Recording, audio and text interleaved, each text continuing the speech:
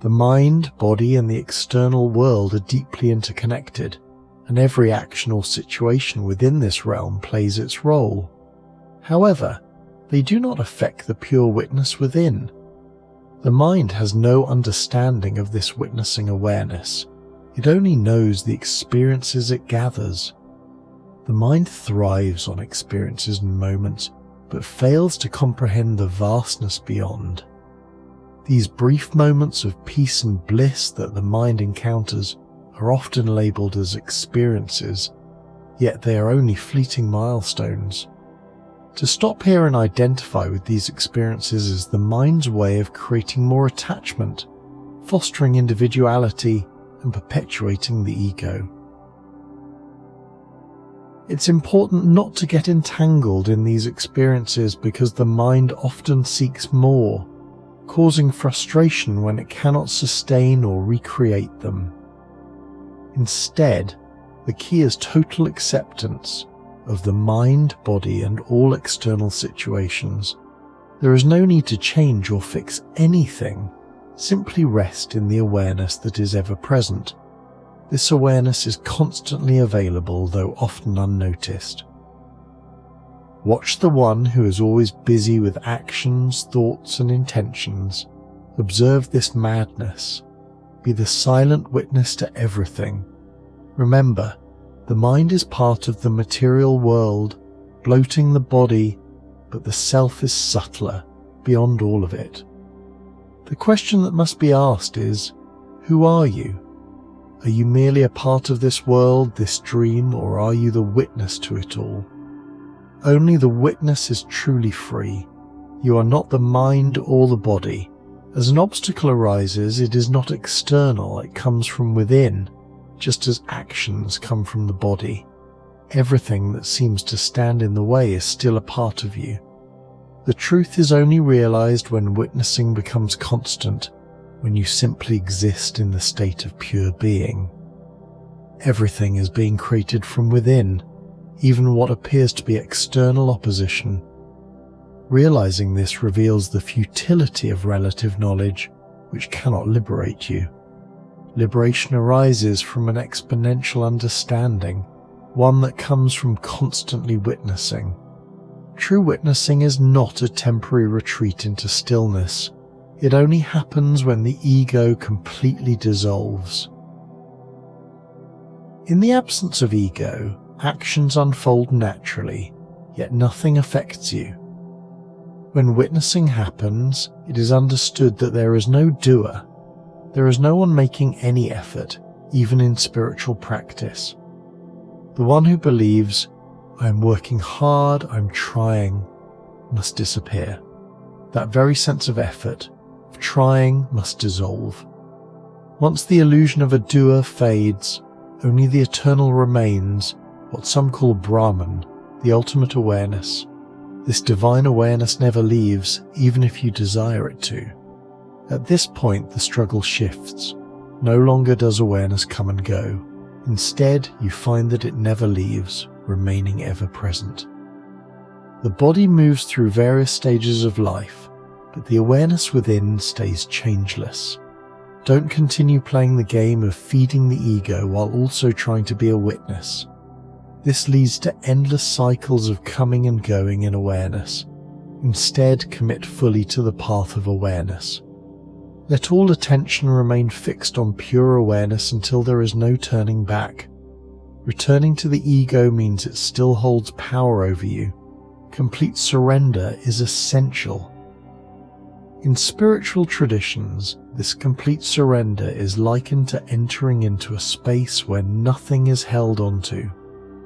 As one surrenders all possessions and attachments, there is an entry into an inner state of pure being.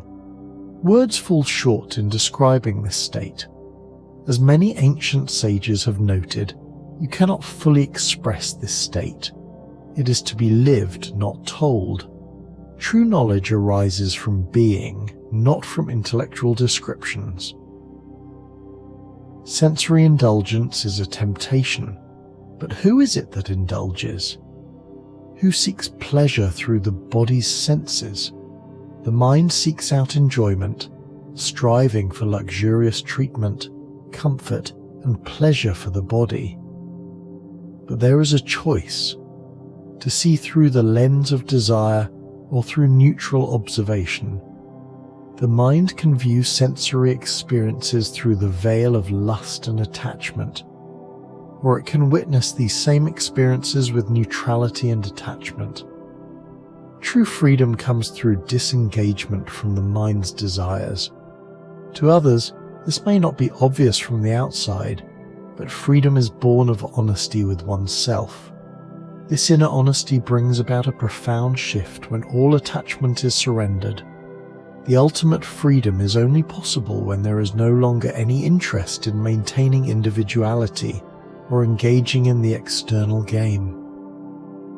The addiction to the mind's chatter, to the I thought, is the only obstacle to realizing this freedom.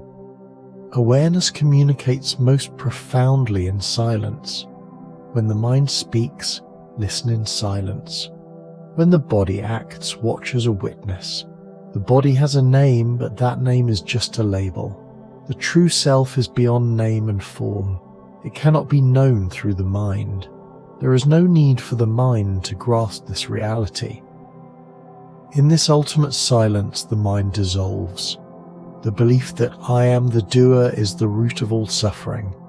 The idea that one must plan, achieve, and execute is the original sin of the ego.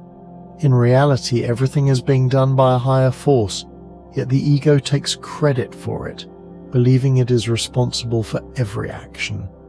This is the illusion of the ego at play. Surrendering to this higher power means trusting in the flow of life. Trust is an integral part of life from the moment we are born. As children, we trust our parents to take care of us, and throughout life we continue to trust in the forces around us. Whether it's the pilot flying the plane or the stranger we encounter on the road, this trust is innate, yet the ego disrupts it by insisting on control.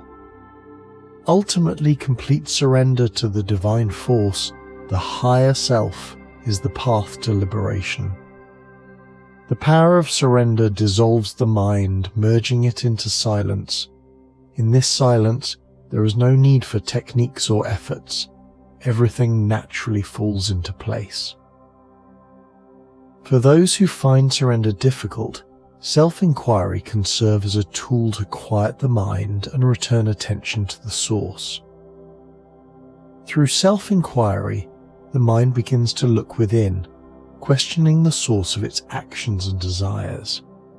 When the mind turns inward, seeking its origin, it gradually realizes that there is no separate self commanding it. What was once perceived as the ego dissolves into the awareness that underlies all existence. This journey inward reveals that everything was always part of the same awareness. The ego, thoughts, and desires were all illusions, keeping one entangled in the game of life. When the mind truly looks within, the illusion fades, leaving only the pure, unchanging awareness that is the source of everything.